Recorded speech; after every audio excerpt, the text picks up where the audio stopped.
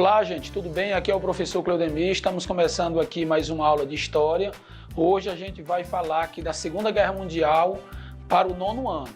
A Segunda Guerra Mundial que fala no cotidiano dos civis durante a Segunda Guerra, certo? Então vocês estão vendo aí o cotidiano deles. Alguns era trabalhar, né? Tinha aquela coisa de aquele trabalho compulsório, uma semi-servidão, né? Era uma dificuldade tanto para os alemães como para quem estava sendo conquistado pelos alemães, né? Quando eu digo com os alemães, é porque nem todo alemão estava interessado que essa guerra acontecesse, né? A gente tem mais na frente uns assuntos que vão conectar com esse tema que eu estou já avançando um pouco para vocês, né?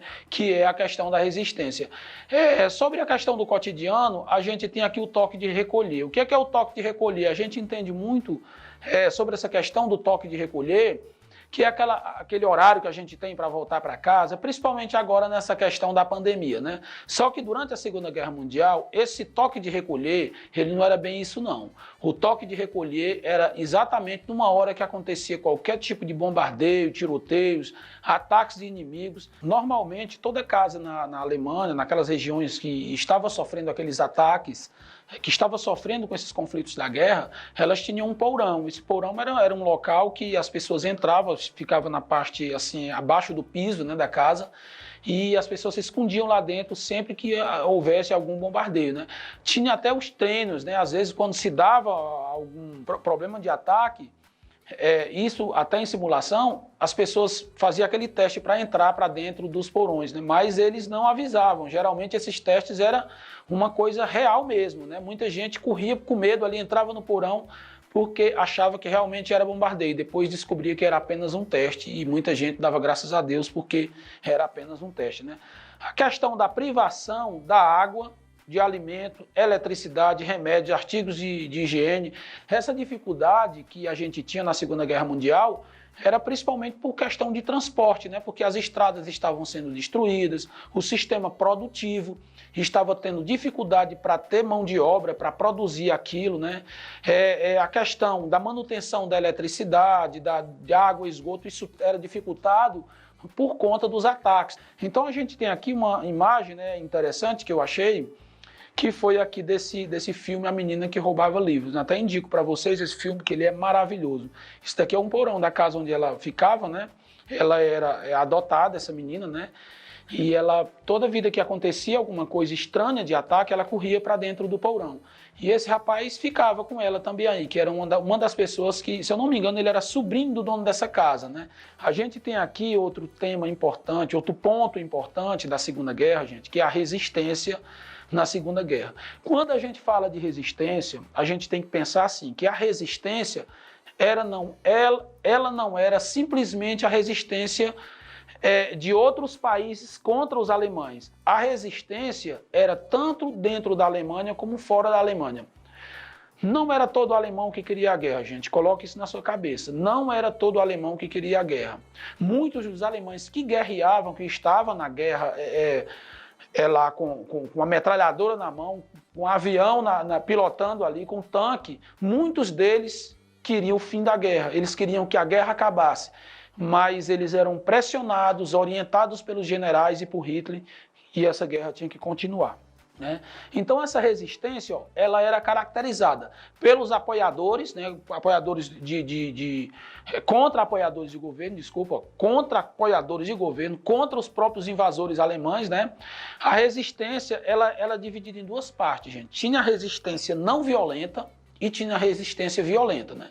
Quando eu falo de resistência não violenta, era aquela resistência daquelas pessoas que tinham o interesse de distribuir panfletos, reforçando algumas ideias contra a guerra. Era a sabotagem de carros, de munição, de alimentos. Eles evitavam que aquele alimento chegasse até os quartéis generais, as greves de trabalhadores, passeatas, marchas de mulheres, de homens. A espionagem também era outra artimanha dessas pessoas que queriam combater a guerra, mas de uma forma sem violência. A falsificação de documentos. Quantos judeus não fugiram da França, não fugiram da própria Alemanha por conta de pessoas, até os próprios alemães fabricavam documentos falsificados para que aqueles judeus não morressem nas câmaras de gases, não morressem fuzilados. Então, apesar de tudo, alguns alemães, eles tinham aquele coração bom, aquela vontade de que aquela guerra acabasse e tentava ajudar quem estava sofrendo de qualquer forma. Outra coisa era a facilitação da fuga de judeus. Muitos diziam que judeus, fulano de tal, aqui, ele é da minha família. Eles falsificavam o documento, conseguiam aquele documento falsificado, né? Inclusive tem até um filme que eu ia até citar, até o final, se eu lembrar, eu falo para vocês. Mas é uma infinidade, gente, de filmes maravilhosos da Segunda Guerra que tem para vocês assistir e ampliar mais e mais o conhecimento de vocês. Outra coisa, a resistência violenta. Como é que era essa resistência violenta? Aí sim, gente. Aí os caras botavam para quebrar. Essa luta armada. Como é que era essa luta armada? Tinha muitas pessoas que não queriam a guerra, mas que não queriam entrar na guerra. O que é que eles faziam? Eles financiavam grupos de pessoas que estavam se organizando com armas, com munição, para poder combater aqueles alemães, às vezes até dentro da própria Alemanha, nos bairros de Berlim, certo? E em outras regiões também, é claro, né? Na Inglaterra, na França, muitas pessoas que não faziam parte do exército, eles formavam ali uma espécie de guerrilha, um grupo de guerrilheiros para matar alemão, matar qualquer pessoa que fosse a favor daquela guerra e que fosse do lado da Alemanha, né? Que a Alemanha que era o pivô de toda a guerra. Sequestro, sequestravam oficiais, matavam oficiais, sabotavam carros de oficiais, interditavam estradas. Então, eles faziam de tudo para que essa guerra chegasse ao fim, né? Aqui a gente tem a distribuição de panfletos, né? Se eu não me engano, essa imagem aqui ela é dentro de um avião, né? Eles passavam sobrevoando. Esses aviões eram financiados por pessoas ricas, né? E enchia de papéis lá com informações de algumas coisas e saía saltando na cidade, já que não podia saltar ali de casa em casa, passar de rua em rua, né? O mundo depois da guerra. Gente, isso aqui é um terror, né? A gente olha para uma cidade que era uma coisa movimentada economicamente, uma cidade maravilhosa, mas ela é toda destruída, né? Inclusive a cidade japonesa, Hiroshima e Nagasaki, foram duas cidades que foram totalmente destruídas, no caso aí pelos Estados Unidos, mas por conta de apoiar a Alemanha. E aqui é só uma imagem de uma cidade, a gente tem aí a Europa inteira destruída, né, gente? O mundo, depois da guerra, gente, 60 milhões de pessoas foram, né, para o outro mundo. Inclusive, aí 20 milhões foi só na Rússia. Então, muitas pessoas perderam a vida por conta de uma guerra, gente, praticamente sem sentido. No caso da reconstrução da Europa, se você analisar o mapa europeu, você vai ver que o leste europeu ele tem uma proximidade maior com a Rússia.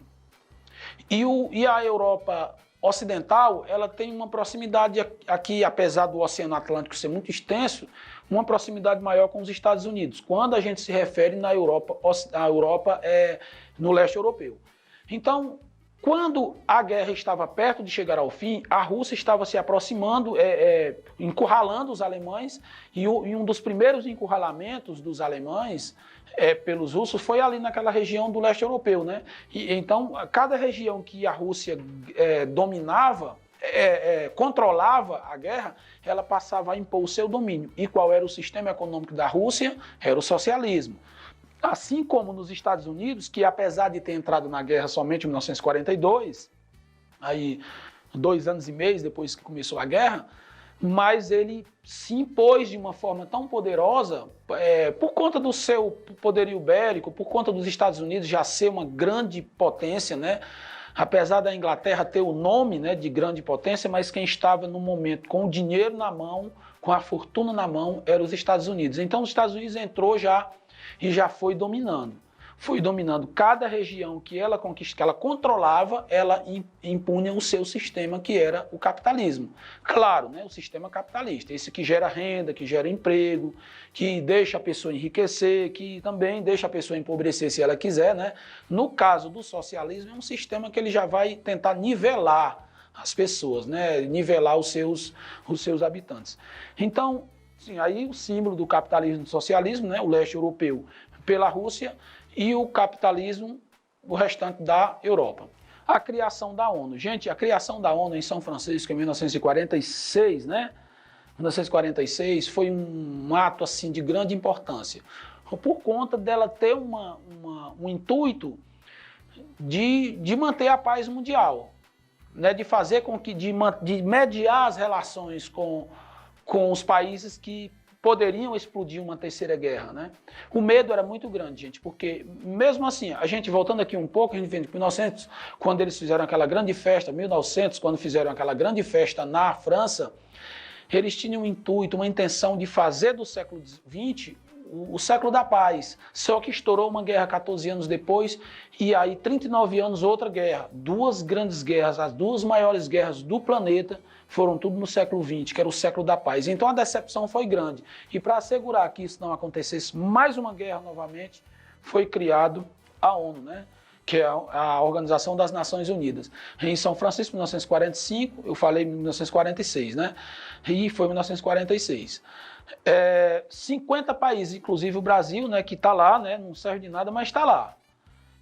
O objetivo era mediar as relações internacionais, manter a paz e a segurança internacional. A paz e a segurança internacional. Muito embora ela fale em certas ocasiões, né? Países com poder de veto, é só uma curiosidade que eu coloquei aqui, países com poder de veto, nos Estados Unidos, França, Rússia, Inglaterra e China. É tipo assim, gente, lá o Conselho de Segurança da ONU é formado por 15 países.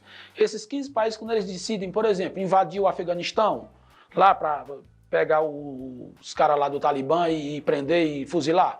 Então, todos os de 15 países, 14 votou sim, mas teve um que votou não. Quem foi que votou não? Foi os Estados Unidos. Então pronto, ninguém pode entrar lá, porque os Estados Unidos ele tem um poder de veto. Qualquer um desses 5 países, se disser um não em qualquer ato, eles têm que obedecer, porque eles 5 têm um poder de veto.